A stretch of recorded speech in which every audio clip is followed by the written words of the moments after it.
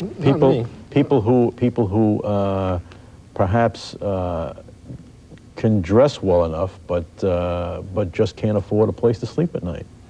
I always felt that that was what they were there for. It wasn't there because they didn't want to work or because they were lazy. I always felt it was circumstances that put them there, unfortunate circumstances, and that we could end up all there ourselves very easily. I'm sure the unemployment problem has a lot to do with that. People who would be working if they had the opportunity, but you know, they've been put out of work, and then ultimately discover themselves out of a place to live and have to go on the streets, and all of a sudden someone who was used to living in very you know, nice circumstances would find themselves out on the street, and a very difficult thing to deal with. One of these stories that I read, and the New Jersey papers have given some considerable coverage to what you've done,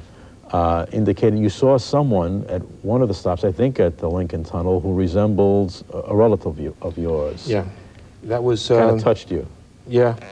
She stayed in the background, an elderly woman, about 70-ish, I would say, who didn't come up, watched all these other people getting sleeping bags, and didn't approach the truck at all. She stayed in the distance. And I went over and asked her if she was homeless. And she pointed to the box that she lived in. And I asked her if she needed a sleeping bag, and she said, yes, I do. I asked her why, because I can't understand why a person that looks like that, in that age, shouldn't be taken care of. And she said that she was refused admission to the senior citizens. Whatever that meant, I really don't know. But apparently she was there because she had to be, had no place else to go. And a lot of these people don't want to go to these shelters. Yeah, so they're dangerous. They're afraid of them, right? Yeah, for example, in New York City alone, they say that there are at least 75,000 homeless, and you were able to get a number on your trips into Manhattan, but it shows how many still are out there. We made a drop in the bucket. Well, you asked people to help you. Obviously, you need financial support for this, and I know that you have an 800 number. Why don't you tell people watching what that number is? It's 1-800-541-WARM, W-A-R-M. And somebody will answer at... 24 hours a day. 24 every day hours a day, every day of the week. Somebody that is there to respond. And any contribution is tax deductible? Yes, any contribution is to be made out to Project Sleeping Bag. And it's, well, if you call the toll-free number, they'll get the address. Explain it. I can give the address now, but if it's too difficult to be the toll-free number would be satisfactory. But it is tax deductible. And every dime goes directly into a sleeping bag. There's the money that's used for postage to write the thank you letters or gasoline for the truck to drive them in, none of that comes out of this money. This is just for sleeping bags. That money all comes from different areas, other people that are helping with that. So it's a very pure contribution then. It's as pure as I can see it getting. Yeah. So then you went elsewhere. You went to places in New Jersey too. Yes. We, the first load, as I said, we exhausted on the first stop. We didn't even get to the second and third stops. The subsequent load was, I believe, 422 sleeping bags. And we went into the Bowery, a couple of stops in the Bowery, and we had promised so many New Jerseyans that we were going to get to Penn Station. So we did Penn Station. In Newark. In Newark. Quite a few bags were given out there. And we did St. John's, where they have a soup kitchen. And in the soup kitchens, there were so many people, a lot of them not homeless, but poor. We wanted to target basically the people that didn't have a place to stay for these, because these were fairly expensive gifts. From the people that had contributed. They understood it was going to go to street people. We wanted to keep it that way. Sure. There was a man there that helped to run the soup kitchen who was very well aware of most of the people eating at the soup kitchen, their situations.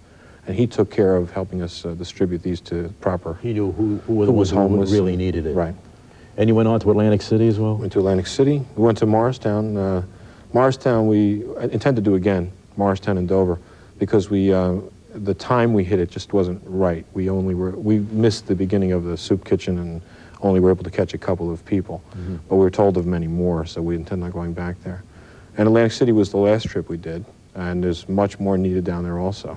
We were at one stop, in Atlantic City, and there's so many soup kitchens in Atlantic City. Same with the Bowery. We could go in the Bowery and do 10 stops a day for the next, probably for the next 2 months, and never saturate all of the homeless with sleeping bags. I'm being facetious, but I thought all the casino business in Atlantic City was supposed to eliminate all those problems. Well, I don't know. Would have thought that. Yeah, not true. really. It hasn't really No. worked out that well for the No. people who have to They're come living for underneath the sleeping bags. boardwalks. They're still underneath the boardwalks. Yeah, still are. Unfortunately. Father, you know, as a priest, you must feel enlivened by the fact that the things you say in a homily on Sunday about how to act, how to take care of your neighbor, that maybe somebody is in fact listening, not only listening, but acting upon what he or she hears. Sure. This has to be an example that you, or a model of this done in its most perfect way. Right. I think from just the way we publicized it and the support that was received, you know, Jeff began the effort. He asked us for whatever assistance we might be able to give. We were happy to give it, and then, you know, the rest of the project was, you know, just it snowballed after that. Mm-hmm. And The people in town are definitely touched by what our priests are preaching from the pulpit. You can tell just by how deep they dug into their pockets. And it's in a time when the economy is not so good. Maybe the economy's on the rise right now, I don't know. But 4 weeks ago, the economy was worse. that's really taking the gospel message, you know, as long as you did it for anyone, you know, the least of my brothers or sisters, you did it for me. Mm-hmm. And, you know, taking seriously all those words of Jesus, when I was hungry, you gave me to eat. That's the foundation of this whole thing. Seeing Jesus' face in every one of these people. When I was homeless, you took me in. The success of this, though, really depends on a dynamic individual, wouldn't you think? I mean, it really doesn't get off the ground unless somebody says, I'm going to do something about it. I mean, many people want to do it, but it's few. There are few of those who really get something off the ground. What's it in Jeff that you think made this happen? I think it was the Putting you on a spot. enthusiasm. Dynamic. I never heard that. I never heard it that way before. The enthusiasm, I think, that was generated on the part of every member of his family for this project, from Jeff all the way down to the littlest of his children. You know, all of them so excited. They wanted to help, to be a part of it, to do what little they could, to be on the truck loading boxes, placing them, to be a part of the trip into New York City, to be there to give to people. And I think their enthusiasm and their commitment to have resources of their own that they can directly give to somebody and see the smile on that person's face and the warm glow on them. That's something changed a lot in my family. That's a Tell me. a religion lesson Yeah. That's right. in itself. It is. Tell me, how has your family changed?